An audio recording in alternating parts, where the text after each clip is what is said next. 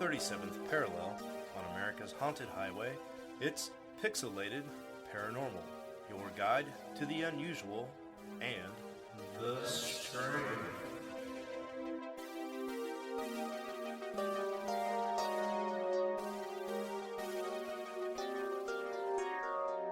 Well, hello everybody. Welcome back. This is episode 187 of Pixelated Paranormal.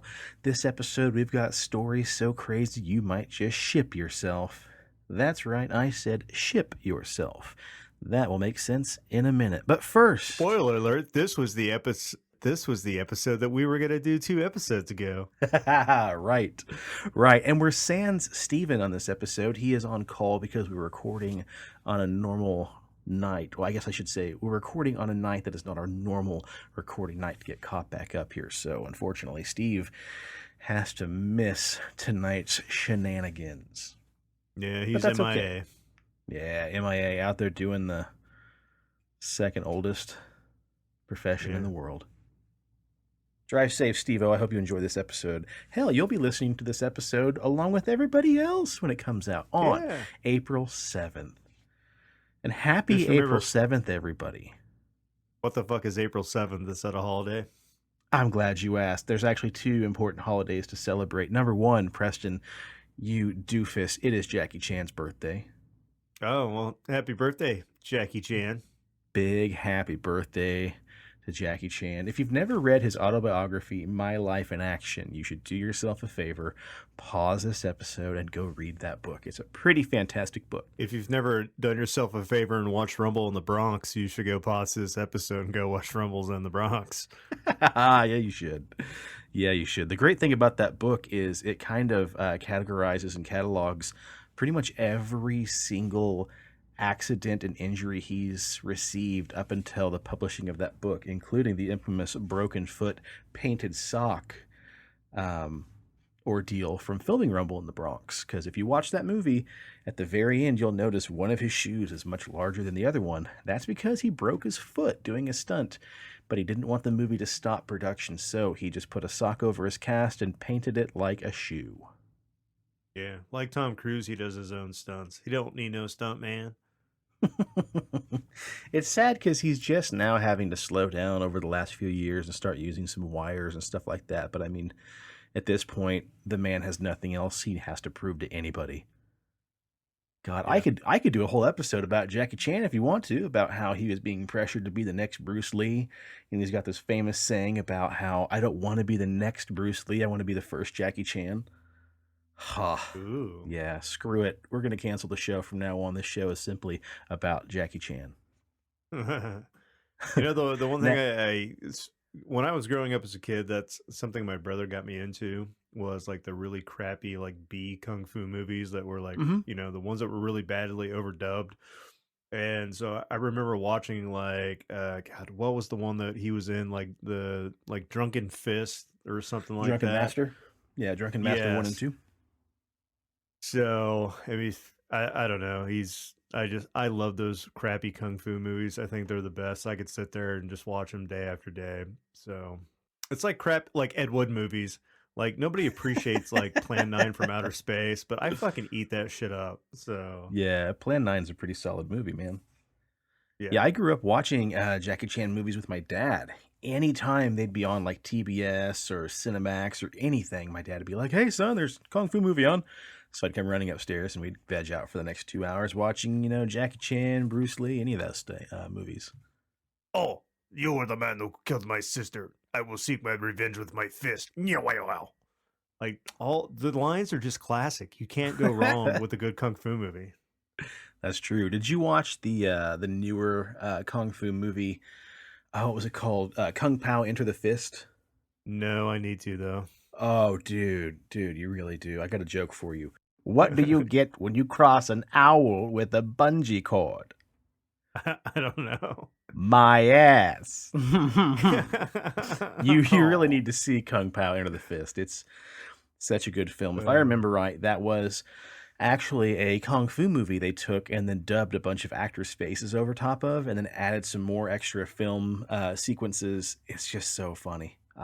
My buddy Devin and Tony and I Probably watched that thing like 3 or 4 times in a row one night. It's just a funny ass movie from I think like 2002, 2003, somewhere in there. Fuck, it was hilarious, man. Now the And other, then you got Kung Fu Hustle. Don't forget that one. yeah, Kung Fu Hustle was pretty solid, of course. And then there's still, I mean, tons of great Kung Fu movies being made. Our friend Tamar, of course, absolutely loves Kung Fu movies. She showed me a Oh trailer yeah, for one about Tamar. all these people that have these, they're trained to fight with umbrellas, but the umbrellas have like daggers and swords and razors all along the edges. It looks pretty intense. Really? I wouldn't lie about something so serious now. Now, the other important holiday is, yeah, April 7th, 2000. That was 21 years ago today, Preston. I asked Shayla to be my girlfriend. Oh. Oh, so happy Oh. anniversary, babe. Love you. I doubt she's listening. But anyway, yeah, we've been together 21 years as of today. Yeah, I'll give you a pro tip is what you do is the next time you guys are in the car, you're like, honey, let's go ahead and listen to this last episode that me and Preston did. And then you play it, and then she gets to hear this. And then that's where you score the brownie point right there. Yeah. We'll see. We'll see. Well, we're not here to talk about Jackie Chan or my anniversary. We're here to talk about crazy stories of serial stowaways and people living in airports. Why, ask you? Well, partly because people have been sending us these stories to talk about on the podcast. And the other reason is it kind of looks like we're going to start traveling in the old US of A again now that people are having the option to get their vaccines. Airport travel is going to start picking up again. They might even let us come into some other countries again. Who knows? But there's been a lot of news lately about serial stowaways and people living in airports. So, Preston, have you heard of Marilyn Hartman before? Does that name ring any bells? No, sir. All right. Well, even if you don't know who she is, she's back up to her old shenanigans. Now, Hartman first made national headlines in August of 2014 when she was arrested at a Los Angeles International Airport for successfully boarding a flight from Mineta San Jose International Airport without a ticket. Now, she went to court and she pleaded no contest to the charges and was sentenced to a simple probation. Then the next day, she was arrested again at Los Angeles International Airport. Her bizarre streak continues at Sky Harbor Airport in Phoenix, Arizona, and then again on August 14th, she was given a warning for trying to enter a security checkpoint without a ticket. 12 days later, she was arrested in an airport terminal for criminal trespass. And then a day after that, Hartman was again seen loitering around the security checkpoint in the Phoenix airport. Now come again in Florida, 2015, she was arrested again. And again at Chicago O'Hare in 2016 for violating a probation, which at the time had forbid her from setting foot on airport property anywhere. Any airport property. She was sentenced to 6 months of house arrest in a mental health facility for violating court orders to stay away from airports. Then again, she was arrested at Chicago O'Hare on January in 2018 after British officials had detained her in London. Somehow, she hopped a plane and made it all the way to London. She was charged with 1 misdemeanor count of trespassing and 1 felony count of theft after she succeeded in traveling from Chicago to London without a passport or a boarding pass. This lady's good. Also, it's got to go on to say something about the security at airports. If this woman is a known wanted, repeat offender and she's still able to travel not being detected. And then in October 2019, she was arrested after she tried to pass through O'Hare security once again without boarding passes or identification. She was later released from Cook County Jail and put on home monitoring in March 2020 after being attacked in a jail and after the coronavirus pandemic became a concern for inmates. She was allowed to go then live in a mental health facility under the remaining house arrest of her probation. Now, anyway, she's back in the news once again. because on Tuesday, March 16th, she escaped the residential facility where she was being electronically monitored. Now, I shouldn't say escape. She just simply walked out. The Cook County Sheriff's Office told CNN in a statement that it was notified that she had left the facility around noon on Tuesday the 16th, and that the electronic monitoring staff immediately began trying to find her location. They attempted to contact her using the phone built into the device on her leg, but Hartman did not answer. The electronic monitoring unit investigators found her device indicating she was traveling again in the direction of the O'Hare International Airport. I'm surprised she didn't see Mothman. As investigators headed to the airport, the sheriff's office notified Chicago Police Department that Hartman appeared to be heading towards the airport, and around 1:38 p.m., police were notified she was being seen entering Terminal 1. The alarm was activated on her ankle monitoring device, and she was detained in Chicago by police. Hartman, who is now 69 years old, was returned to the Cook County Jail, and she appeared on court Thursday the 18th, according to her attorney, and she has not been able to post bond at this time. And then oddly enough today, there's a third special reason to note today. Hartman is due back in court today, according to Roe Taylor, which is her attorney. Unfortunately, she continues to struggle as a homeless person within a system that is not designed to adequately address the mental health issues that she presents. Until this arrest, Miss Hartman had been stable for the last year and a half, very cooperative, and didn't have any incidents. Unfortunately, a relapse is part of what happens sometimes during treatment, and relapses must be addressed through treatment.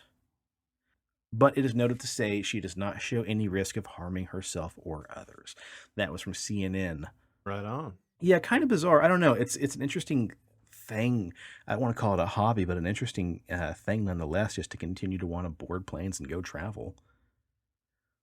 But that's not the only interesting airport-related news story that got sent to us. Again, from CNN.com. A man was found living in a Chicago airport for over 3 months. A California man was discovered living in Chicago O'Hare because he was too scared of COVID to go back to his home in California. Aditya Uday Singh, 33, was arrested on Saturday morning local time at Chicago O'Hare. Now, this is back in January from this news report, and charged with impersonation in a restricted area of the airport and theft of less than $500, says the Chicago Police Department. Singh appeared in bond court the following day where, according to Chicago Tribune, prosecutors said that Singh had arrived at O'Hare on a flight from Los Angeles on October 19th, 2020. He is then alleged to have lived undiscovered in the airport security zone until January 16th when he was arrested. Singh is reported to have been apprehended after being approached by 2 American Airline employees who asked to see his identification. They said he showed them his ID badge, and they discovered it belonged to an operations manager who reported it missing in late October. So this guy was running around with another person's ID card for 3 months. The Assistant State Attorney Kathleen Haggerty said in court that Singh claimed to have been scared to go home due to COVID and that other passengers had been providing him with food. Cook County Judge Susanna Ortiz expresses surprise at the unusual circumstances of this specific case. She went on to say, "So if I understand you correctly, you're telling me that an unauthorized, non-employee individual has allegedly been living within a secure part of the O'Hare Airport terminal from October 19th, 2020 to January 16th, 21, not detected. I want to understand you guys correctly." Shit, Mothman's been living O'Hare Airport for years. Right? Maybe he's using the Chicago Mothman as a distraction to just kind of keep on living off of them double quarter pounders. The assistant public defender, Courtney Smallwood, told the court that Singh is a resident of Los Angeles suburb known as Orange and does not have a criminal background. Singh's bail is said to be set at $1,000 with the condition he does not re-enter the O'Hare Airport and is due back in court January 27th. The O'Hare Airport is the busiest airport in the world for takeoffs and landings. Pre-pandemic passenger numbers can be as much as 84 million passengers per year. So this guy went on to live undetected for 3 flippin' months. That is impressive. And it got me thinking, Presto. It's a lot like the Tom Hanks movie Terminal. Have you seen Terminal? Nope. No way. Really? Yeah, wait, dog. Never seen it. Dude, I gotta let you borrow it. I got Yeah. that. I got that on DVD. Have you ever seen better- the movie Iron Sky? Yeah. What about Iron Sky 2, Journey to the Center of the Earth? No, I haven't. Do you have a Man, news what's story on my relating to voodoo? Iron Sky? Fuck no. Oh, that's too bad. I wish you did. Okay, so do you know anything about Terminal, the movie with Tom Hanks? Nope. Dude, okay. So the good news is here, the movie was based off of our next story, but it is not, 100% blow by blow the actual story of what happened in real life. Terminal was a movie with Tom Hanks, directed by Steven Spielberg from, gosh, when was this made? 2004.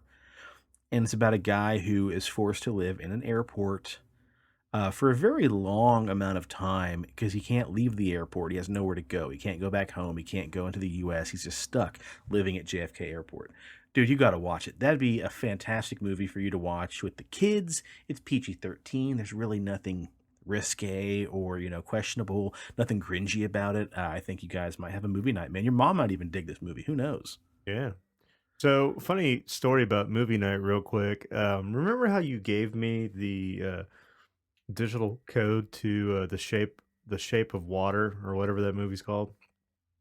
Yeah.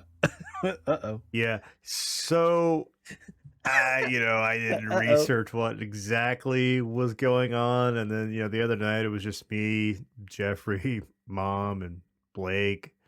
And I was just like, fuck it, let's just watch the movie downstairs. And so I was going through Voodoo, and I just, they had a sale on their Monster because of Godzilla vs. King Kong. So like any like Monster Mash movie was basically like on sale for like $4.99. So I picked up the Meg, picked up Headhunter. For some reason, Iron Sky 2 was in there because there's like, Nazis on Tyrannosaurus Rex and shit. So Yeah. I was like, let's watch the Meg. Blake's like, yeah, fuck it, let's watch the Meg. And Jeffrey's like, no, let's watch The Shape of Water. I've heard that's good. So I'm like, all right, well, whatever. I didn't realize that there was a scene of a woman, burka in the bathtub, Just rubbing one out, yeah. and so that came on, and Mom just kind of looked over at me, and I was like, maybe this is not the best movie for movie night, And Jeffrey's like, yeah, I think we should shut this off. So then we ended up watching the Meg, and the whole entire time Blake was just kind of looking at me like judging me, like, you dumbass, like you should know these things. And God, that's amazing. Yeah. That's why God made IMDb, Preston, where you can go to the parents guide and hit the nudity button and see what all's in the film. And it would tell you in the very beginning, spoiler alert, the lead character flicks the bean. Yeah, that would have been good. That would have been good to know. So Yeah. See, I tell you, hey, Preston, this is an amazing movie. You have to watch it. That does not mean it's safe for your kids to watch it. That just means that you, as a grown man, and Jeffrey, and even your mother may enjoy it, but no. From now on, I will give you the precursor of safe for Addie and Blake or not safe for Addie and Blake. Yeah, that'd be good. That'd help me out tremendously. So. Hey, that's all right. There's a few things that happen later on that would make you have to answer some interesting questions too. So you guys just watch that later. Shit, that's awesome. Well, I will get you Terminal next time I see you, so you can watch that. It's a pretty fantastic movie. Shit, I think I bought this movie at a used movie sale at a Blockbuster. Kids, if you don't know what that is, Google Blockbuster. Well, here is one of two main stories for the episode. This is the story of the man who got stuck in the airport for 18 years, inspiring the Steven Spielberg Tom Hanks vehicle, Terminal. If you happen to pass through Terminal 1 of Charles de Gaulle International Airport between August 26, 1988 and July 2006, you may have spotted Mehran Karimi Naziri. If you thought he was just another passenger waiting to catch a flight, well, you'd only be partly correct. Though it's true Naziri's plan was to travel to the United Kingdom, a combination of laws and lack of documentation left the Iranian refugee confined to the terminal for 18 years. The beginning of Mehran Karimi Naziri's story is hard to trace. Even Naziri claimed different origins throughout time. What's indisputably true, though, is for almost 18 years with his personal belongings by his side, Naziri lived in the terminal of a Paris airport. This comes from allthat'sinteresting.com. Born in Majid, Soliman, Iran in 1943, Naziri traveled to the United Kingdom in 1973 to study at the University of Bradford. While he was there going to college, there was some turmoil that broke out in Iran, allowing him to join a protest against his country, against a Shah Reza Pahlavi, the last Shah of Iran. After college, when he returned to Iran in 1973, Naziri said that he was imprisoned immediately and then exiled for anti-government activity for his involvement in the protest back in the UK. Naziri requested political asylum from Iran, and after being denied by capitals across Europe for over 4 years, the United Nations High Commissioner for Refugees in Belgium finally gave Naziri official refugee status in 1981. So Naziri packed up a few things and headed for the UK. His refugee credentials allowed him to seek citizenship in a European country, and so, knowing that he claimed his mother as British after spending many years in Belgium, he decided that he loved it there and he wanted to settle in 1986 in the UK. But the ride ahead would not be a smooth one. He traveled to London from Paris in 1988, where he claims that his briefcase containing his refugee documents, his passport, and his ID were stolen on a train in Paris. So when he arrived to London's Heathrow Airport, passport control sent him back to France, because without having the proper paperwork, they figured he was just somebody trying to catch a free ride undocumented. Initially, Naziri was arrested by the French police, but his entry back into the airport was actually legal, so police quickly released him. However, he couldn't leave the airport without having his refugee papers, because he no longer, belonged to Iran, kind of like a man without a country. So with no paperwork and no country of origin to return to, Naziri's residency at Terminal 1 in France's Charles de Gaulle International Airport had begun. Naziri's stay lasted from days to weeks to years. With his luggage by his side, he spent his time reading, studying economics, and chronicling his experience in a sprawling diary that was said to be over 1,000 pages long. He survived by regularly eating McDonald's in the food court. He rolled his own cigarettes for himself, and many airport employees found Naziri to be a staple of the terminal. Knowing the situation, he just kind of became, one of the gang. So even they would bring him newspapers and food. He kept clean and groomed by using the men's washroom, taking basically, baths in the sinks, washing his hair, brushing his teeth. He even sent his clothes to the dry cleaners in the airport. Meanwhile, Naziri's situation had been picked up internationally as journalists from all over visited the airport to interview him.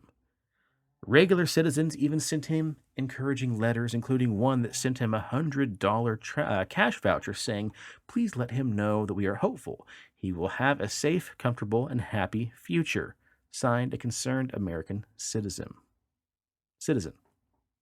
Attached was a money order for $100 that Dr. Philip Bargain, the airport's chief medical officer, cashed for Naziri.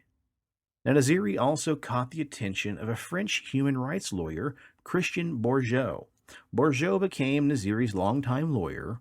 If Belgium could at least be persuaded to issue him new documents, then Naziri would again be able to identify himself as somebody instead of simply no one. But Belgium could only reissue documents if Naziri presented himself in person. And then the irony erupted twofold. He couldn't travel to get documentation without having documentation. And Belgium law stated that a refugee who left a country after being accepted could not return to their original country. Finally, in 1999, the Belgian government agreed to send Naziri's papers through the mail, and the French authorities would then give him a resident permit. But Naziri wasn't quite happy with this outcome. See, he thought the papers were actually fake. Back at the Heathrow Airport in 1981, when he was given papers, he was given the new name, one of his choosing, Sir Alfred Moran, with British nationality.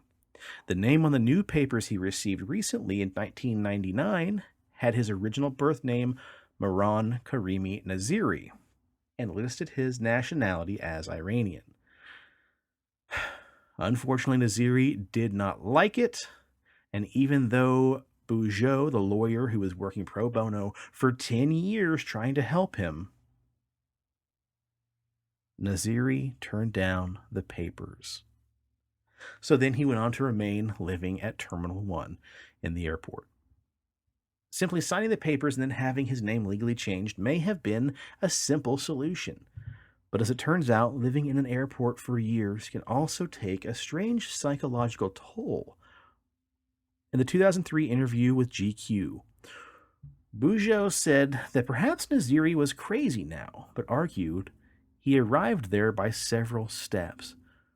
Bourgeot said that Naziri was quite lucid in the telling of his story, but over time he noticed he became more free of logic, and so his story continued to change.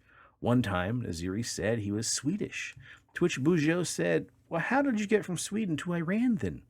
Naziri replied, "I made my trip by submarine." In 2006, Naziri was hospitalized for undisclosed ailments, ending his extended stay at the Charles de Gaulle International Airport.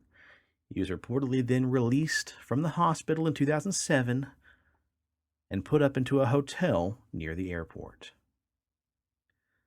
Though he didn't get a flight to London, he was granted freedom in France, and as of 2008, he was living in a shelter in the Parisian suburbs while the story became the inspiration for the 2004 Spielberg film, The Terminal. You can actually read about the entire story of Naziri in his autobiography called The Terminal Man, written back in 2004. And if we go to Amazon right now and look up how much this bad boy will cost you, it'll set you back with Amazon Prime. Free shipping, folks, for a cool $600. Apparently, it is just not in print anymore, and people treat it like a hot commodity, like every freaking thing else. But I'd love to read it. Maybe if I can find a digital copy of it, we can give it a spin. But yeah, that is the story that inspired the Steven Spielberg film Terminal. And I'm still surprised you haven't watched that movie, dude. That blows me away. Yeah. Back in 2004, I didn't get it out, a lot. Mm-hmm. With the price of airfare going up higher and higher every single day, what would be an alternative to get from point A to point B? Fucking stowaway, man. Yeah, or screw that. Why not just ship yourself, Preston? Fuck yeah. Preston, have you ever heard the story of the guy who shipped himself from London to Australia? That's a negative, Ghost Rider. All right. Well, let me just tell you the tale of Reggie Spears, the man who shipped himself from London to Australia. So Reggie Spears was a phenomenal athlete, and he was working his way up to be part of the Australian Tokyo Olympic team in 1964. In 1962, he was on his way to becoming a very, very well-off athlete, but he suffered an injury. So his dreams of joining the Olympic Australian team were crumbling in front of him. So he did what any of us would do to prove himself, Preston. He went on an Olympic training tour across the globe. He would go on and participate in these different games, these different trials around the world. And he ended up in London. Now, when he was in London, he still couldn't quite recuperate after the severe injury he suffered. So unfortunately, after spending all his money traveling the world, trying to show off, trying to get scouted by any Olympic coach, he found himself penniless and jobless. So he did what most of us would do, and he found himself a job working at an airport. While working at the airport, Reggie decided that it might just be easier for him to ship himself back to Australia because he couldn't afford an airplane ticket. So Spears knew the maximum size of a crate that could be sent by air freight. He had been staying with a gentleman by the name of John McSorley in London and persuaded one night over a couple beers at a pub for McSorley to help him build a box in which he could ship himself home. He told McSorley the box had to be exactly 5 feet by 3 feet by 2.5 feet. Sorley knew Reg and thought, well, he's going to do this regardless. So if he's going to do it, I might as well help him just to make sure this thing is done right. More than one set of eyeballs gets to look at it, and we make sure he gets back to Australia safe. So they built a giant crate to Spears' exact specification. The crate would allow him to sit up straight-legged or lie on his back with his knees bent. Each end of the crate were held on in place by wooden spigots, which operated from the inside, so Spears could let himself out or in from either end of the crate. It was fitted with one large strap to go around his waist and 2 more straps to put his arms through or at least hold on to in case the crate were to be tumbled or rotated or laid on its side. That way he could avoid any suspicion from anybody that a person might actually be inside the crate, which was actually labeled as a shipment of paint addressed to a fictitious Mr. Graham at a fictitious Australian shoe company.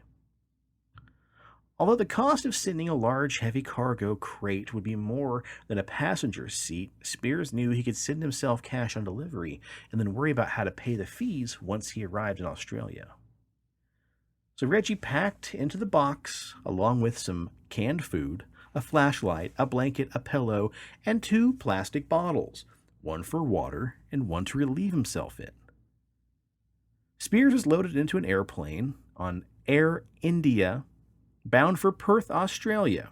Although Spears wanted to ultimately get to Adelaide, Perth was chosen because it was a smaller airport. Now, immediately starting off his trip, he endured a 24-hour delay on the tarmac inside the airport because of a huge fog storm that came through London. So while he was in his 24-hour stay, he let himself out of the crate once the plane was in the air. So while he's up there, among all the other cargo, he gets out of the box because he's just dying to take a piss. And so, while he's in the airplane, he found an empty pop can. And so he pissed into the pop can and set the can of piss pop on top of the crate. Then as he's stretching his legs, walking around, kind of just, poking around, being a little nosy at whatever else is being shipped alongside of him, he feels the airplane start to descend rapidly. So he panics, he jumps in the box, leaving the can of urine on top of his crate. Now when they land in France, the French baggage handlers in Paris thought that the can's unsavory contents had been left for them as a joke and made a lot of unkind comments about the London aircrew. They were saying some terrible things about the English, but they didn't even think about the box. So I laid there, I kept quiet, and they just passed me on through onto the next airplane. The next stop was a long journey back to Australia, involving a stop in Bombay, where the baggage handlers accidentally dropped the crate containing Mr. Reggie, and it landed upside down. Now, because they had to refuel the plane and get a couple other things before they got back up in the air, they left him upside down in his crate in the middle of the Bombay airport, where it got so hot inside of the crate, he actually stripped down naked and was in there for almost 8 straight hours, almost passing out due to the sheer dehydration alone.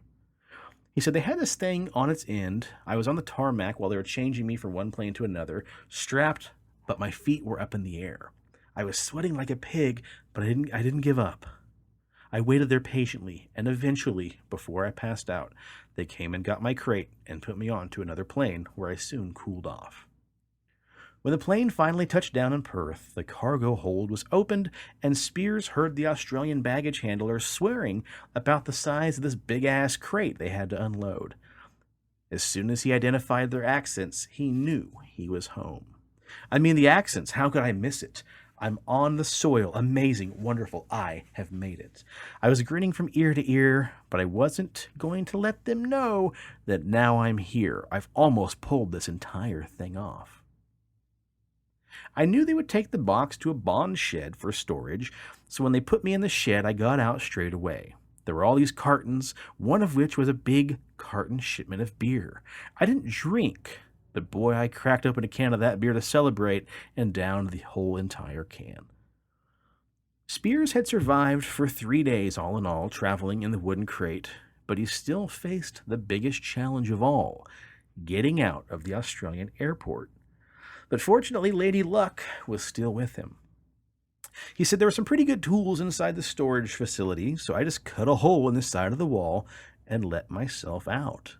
There was no security in sight, so I put on a suit that I had packed in my bag so I would look cool. I jumped through a window, walked out onto the street, and hitchhiked a ride home. Simple as that. However, he was just about to be found out. Can you imagine, Preston, being all the way to the end? Do you think you pulled off one of the biggest heists in your own personal history? And then someone's going to rat you out as soon as you land on soil? Bastards. Back in England, his roommate John McSorley, who had built the crate and even personally delivered Reggie to the airport, was getting desperately worried about his friend. See, Spears made one fatal mistake. He did not contact he did not contact John McSorley when he landed on Australian soil. And so unfortunately, McSorley contacted the police and told them he was desperately worried about his friend. It was an honest effort to find out what happened, but unfortunately the media caught wind, and quickly Spears became a sensation across Australia. He said, I got a telegram from a renowned Australian politician saying, a gallant effort by a real Aussie. Here's £5. And in the end, the airline, after he was found out, did not make him pay the shipping fees. I'd never seen anything like it, said Reggie. It scared the hell out of my mom, with the whole street being blocked off by the media. It would go on for weeks. It was pretty wild. See, when he got back and the media caught wind, he tried telling his family what he had just done, but even his wife wouldn't quite believe that he would be that dumb and that lucky to literally ship himself all the way from London to Australia in a big wooden box. But the media and also lots and lots and lots of Aussies began flooding the street, where people would line up for almost an entire block just to catch a sight at this guy. The air industry insiders say something like this would never happen now, because the hold is usually pressurized and the temperature will usually be just above freezing, so all the cargo won't spoil. And now all cargo being loaded into planes are screened for security reasons, specifically to find people hidden away inside crates. So Reggie Spears would go on to be the man who shipped himself from England to Australia. But the story doesn't quite end here, Preston, for our dear friend Reggie. After so many years, not quite, probably, after about 10 or 12 years, Reggie Spears disappeared from Adelaide after he was being charged with conspiracy to import cocaine. Later in 1984, he was arrested in Sri Lanka along with a lover and sentenced to death for drug offenses. Whoa. Although he successfully appealed against the sentence and spent 5 years in jail in Australia. Damn, here in the States, if you have drug offenses, we just put your ass away for 20 years. We don't kill you. Damn. Yeah, exactly. No, I didn't want this episode to be nothing but Reggie Spears. But yeah, there's a whole epilogue to his story about how he tries to use his know-how of not just shipping and receiving cargo working at an airport, but also how to ship himself. He went on to try to traffic lots of drugs and fled Australia, went to Sri Lanka, got found out in Sri Lanka, and then almost got sentenced to death, somehow managed to get himself off, and just spent 5 years in jail in Australia. Damn. Yeah, such is the story of Reggie Spears. Wow. Yeah. To finish things off, I want to talk about one more guy who attempted to ship himself. This is published back on 2017, November 7th, from littlethings.com. A man claims he actually shipped himself from the UK to Los Angeles in a wooden box. The trip was taken, supposedly, by a YouTuber named Killam, who claims he was inspired by a story of an Australian man who shipped himself from London to Australia to make it home for his daughter's birthday. Killam claims to have shipped himself places on not one but 3 separate occasions. However, this attempt is the first time he has done it by airmail. In order to decide where he would go, he bought a map and randomly decided to choose a destination. He simply tossed a dart at the map. Now, according to the dart, the winner was not United States, but actually the Pacific Ocean, so he slid the dart over and chose Los Angeles. By air, the flight from London to LA should take right around 11 hours and 15 minutes. Anybody who has ever enjoyed air travel will know that there's a lot of added downtime involved too.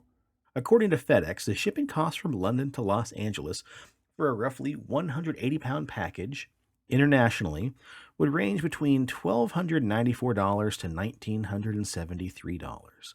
That being said, Killam is not so concerned with the cost as much as he would be completing the challenge, part of which involves him making his very own shipping crate at home for what will probably be over a 24-hour flight.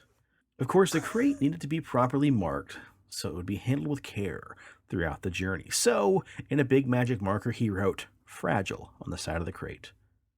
Now, Atlas Obscura goes on to say that shipping yourself isn't nearly as dangerous as it used to be, as improved technology and things like temperature-controlled pressurized cargo holds make it a little more comfortable, although we are not, folks, Pixelated Paranormal is not suggesting you ship yourself.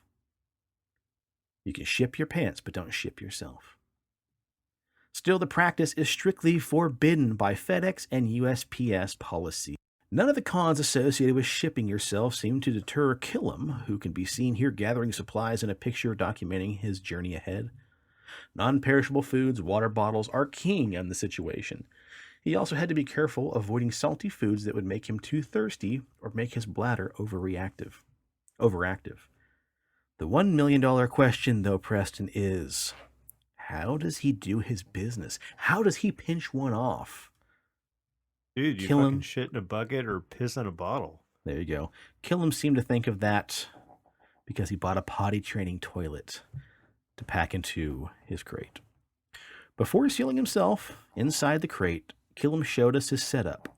He brought enough food and water along with him to last a few days, a blanket, his potty, some forms of entertainment, and equipment to film himself. According to Killam, his first night was spent inside a warehouse.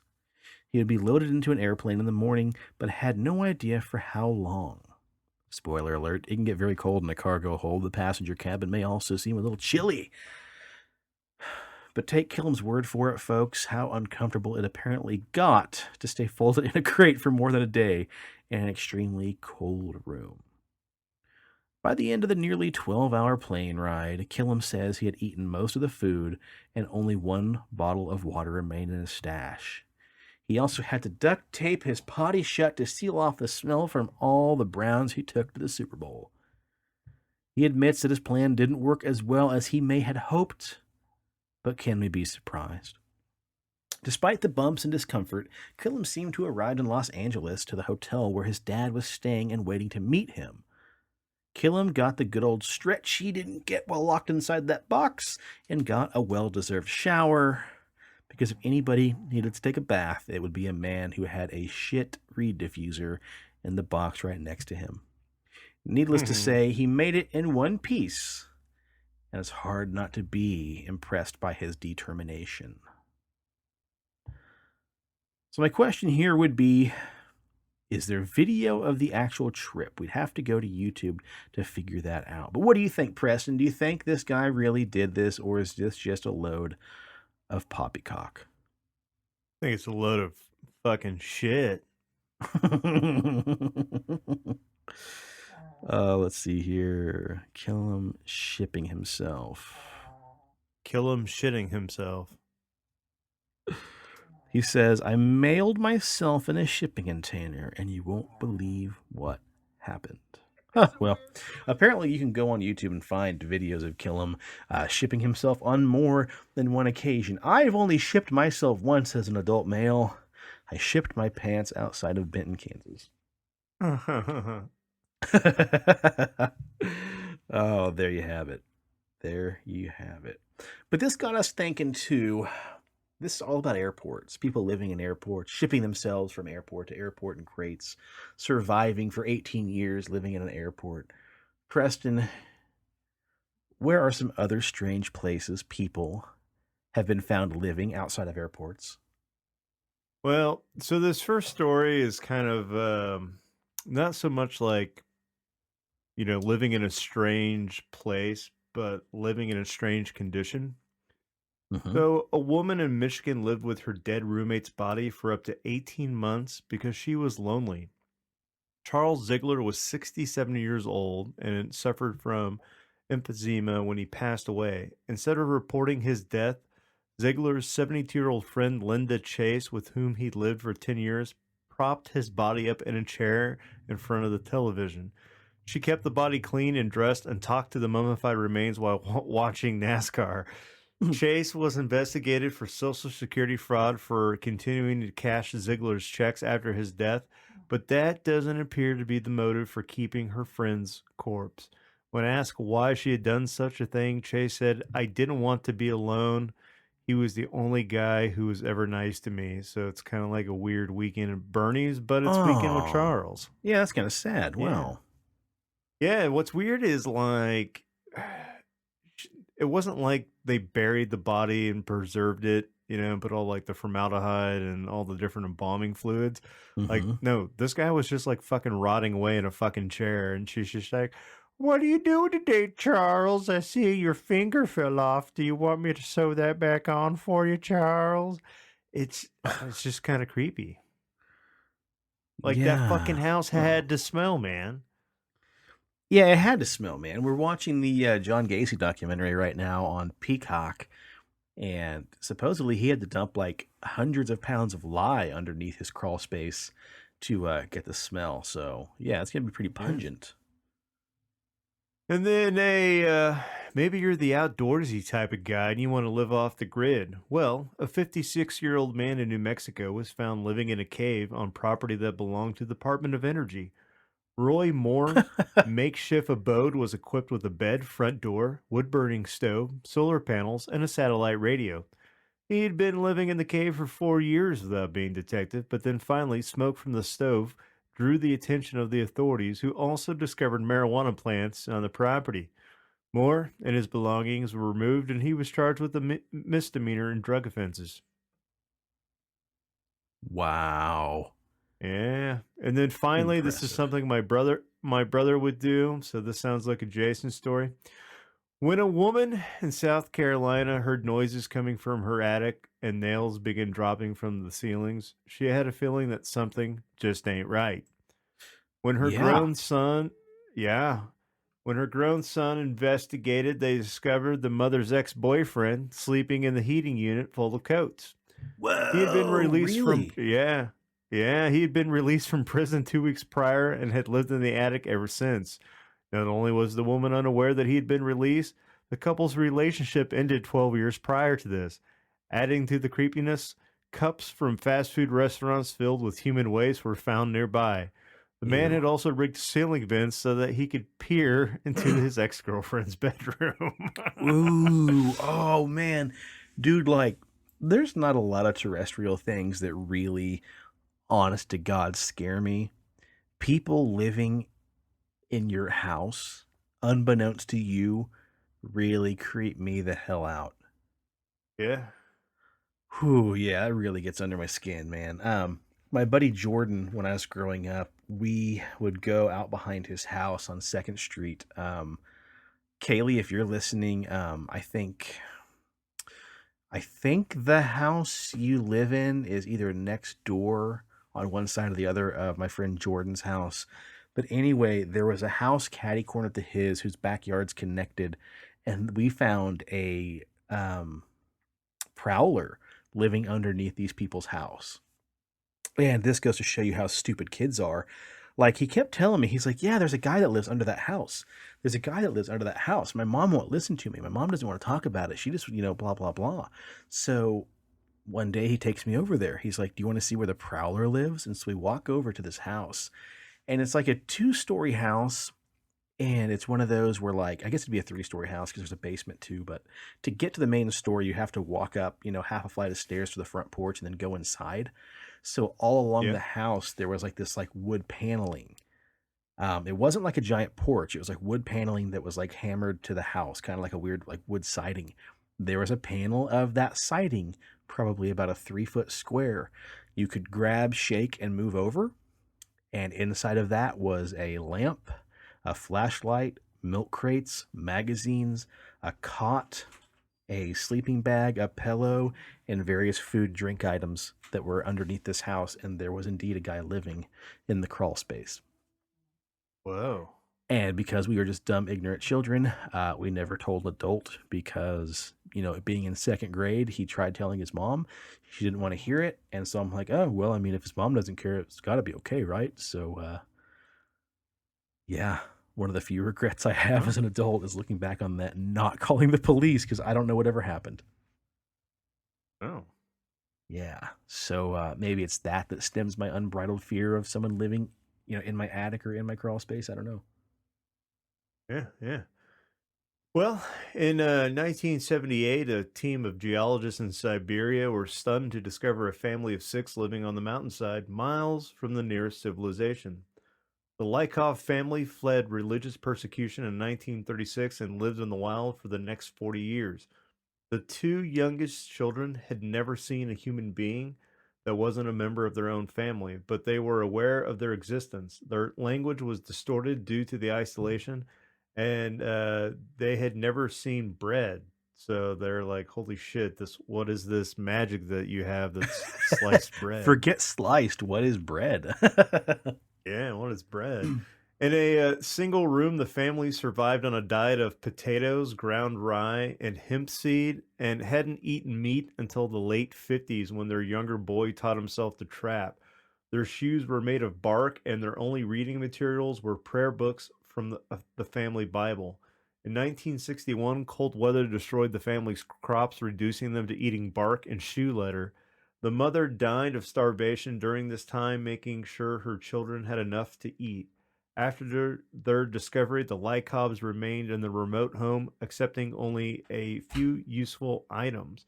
3 years later, 3 of the Lykov children died within days of each other. Their father died in 1988, leaving Agatha, the only remaining child, alone on the mountain, where she has chosen to stay for another 25 years.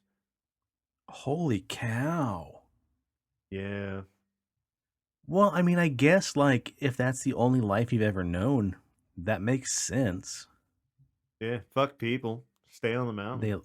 they at least get bread delivered to their house? I don't know. And then I found a story from France. So speaking of France, we have another story from France because apparently they have backwater laws there. So a 50-year-old man in Paris was found living in a small room with a slanted ceiling, which only had 1.5 square meters, so 17 square feet of inhabitable space. People, we call that a tiny home, which is legal in the United States.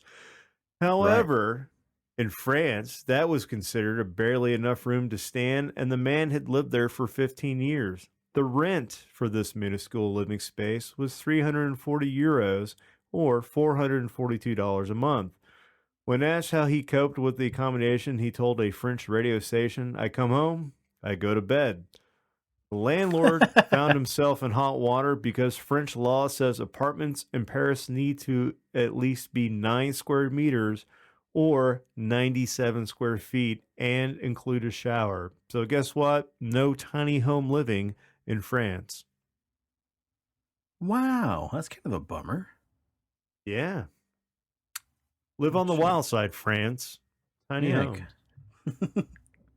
Fuck, it's 2021. That's You true. French bastards. That's true, it is. Well, I'll be damned, man. You got any more?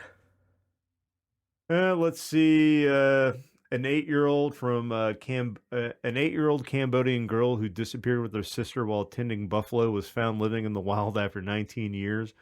A villager saw Roshim Pananang emerge naked from the jungle and attempted to steal his rice. He described her as half human and half animal. According to the police, she had no intelligible speech. The villager and his friend caught the woman, whose father identified her by the scars on her arms. Attempts to reintegrate the woman failed. She was unable to learn the local language, preferred to crawl rather than walk, refused to wear clothing. She eventually fled back into the forest. Some are skeptical about whether this woman truly was Rosham Penanong.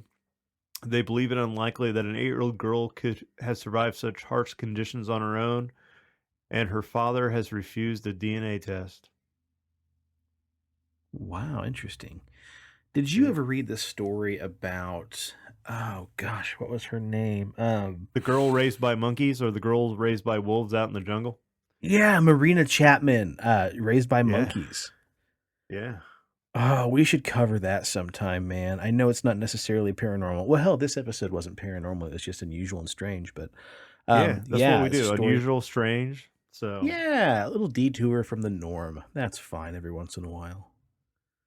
Yeah, Marina Chapman, Raised by Monkeys. That's an incredible story. Well, cool, man. Thanks for dropping the little cherry on top this Sunday for us. Yeah. And Jason, if you're listening, stop living in your ex-girlfriend's attic, okay? It's not cool. Oh, yeah. It's got to be hard lugging all those records up into the attic every time you go up there. Yeah. Well, folks, we hope you enjoyed this little detour from the paranormal. We want to maybe do some more stories like this down the road. Maybe kind of keep it a little more unusual, strange, a little less spooky once in a while. It's kind of nice to break from the usual. But Steve, sorry you couldn't join us to record the episode. Hopefully you enjoyed this as well. You'll be back with us next time. Presto, I think it's high time we get back to doing some cryptid encounters. What do you think? Yeah, buddy. Yeah, buddy. I've been thinking it's been a while. There is a brewery. I can't say who it is, but there is a craft brewery somewhere here in the U.S. that I've been chatting with, wanting to do some stories with about their local folklore. And it got me thinking, like, it's just been a very, very long time since we've done a really nice cryptid encounter. So if we don't get one done for episode 188, I will drop a fatty for you on episode 189 because I got a good one. All right, folks. Well, we better jump out of here for now. But thank you so much for listening. Thank you for joining us on the episode. Please, if you haven't already, please check out 13 Nightmares, our side project horror movie podcast. We just dropped our 3rd deep dive episode into the Wes Craven movie Scream. Check out the rest of the shows on the Pixelated Sausage Network and Amazingly Baka, Pixelated Sausage. And check out the Instagram page, PXLPARANORMAL. That's PXL Paranormal.